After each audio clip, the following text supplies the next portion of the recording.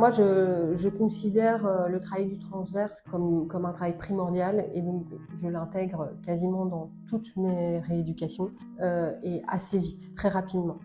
Avant, c'était plutôt du qualitatif et le Blue Back permet d'avoir justement ce travail de biofeedback qui nous permet maintenant, moi et le patient, de reconnaître sa contraction du transverse. Vas-y, tu peux continuer. Souffle. Voilà, et on voit effectivement que là, elle engage correctement son transverse. Il n'y avait pas, avant le Blue Back, il n'y a rien qui nous permettait de voir si le patient anticipe vraiment l'engagement de son transverse, donc cette notion de feed forward, avant de démarrer son exercice.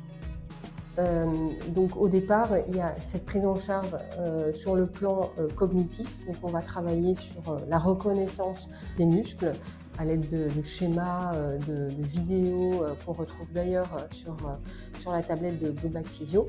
Une fois qu'on a travaillé sur cette reconnaissance cognitive, il va y avoir tout un travail d'intégration du transverse à la base sur des positions non spécifiques. Puis, je vais te demander de souffler et de ramener le nombril vers ta colonne. Donc de rentrer le ventre en aspirant le nombril pour l'amener le plus proche possible de la colonne vertébrale.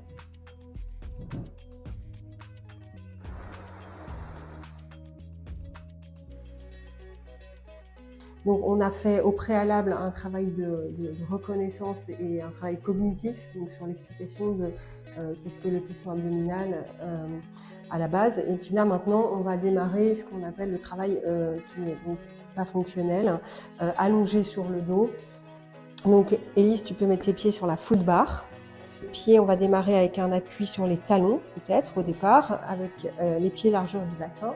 Voilà, je vais te demander ici de venir légèrement dans ma main sans écraser ma main, très bien.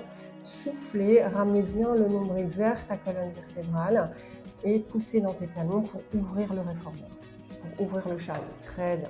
Tu maintiens bien la position neutre de ton bassin. En soufflant, inspire, tu fléchis tes genoux.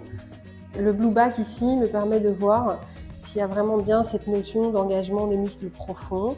Si Élise, au moment de pousser dans la foot bar, engage bien son transverse à l'expiration. Inspire, reviens.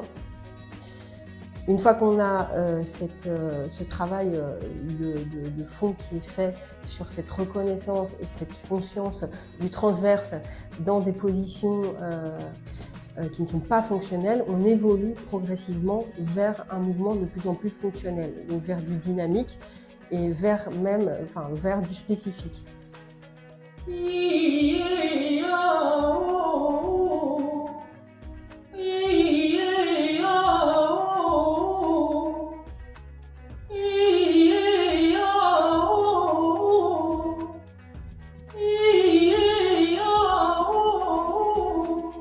Super. Et au fur et à mesure, on va rajouter un peu plus de pression, peut-être sur du saut.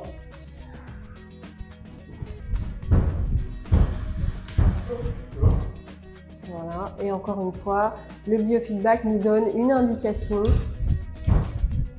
sur l'engagement du centre. Il y a un vrai intérêt de la part du patient à comprendre ce qui se passe dans son corps. Donc la plupart du temps, les patients adorent qu'on leur explique leur anatomie, comment ça fonctionne. Et donc du coup, le fait d'avoir ce biofeedback, ça les intéresse parce qu'ils comprennent ce qu'ils font et ils quantifient aussi ce qu'ils font. Donc c'est pour ça que dans le grave, il faut quand même avoir accès à une certaine détente. Pour justement que ton avoir tesson abdominal accès aussi à ce que ça peut. C'est pour ça qu'il faut leur faire confiance aussi. Ouais,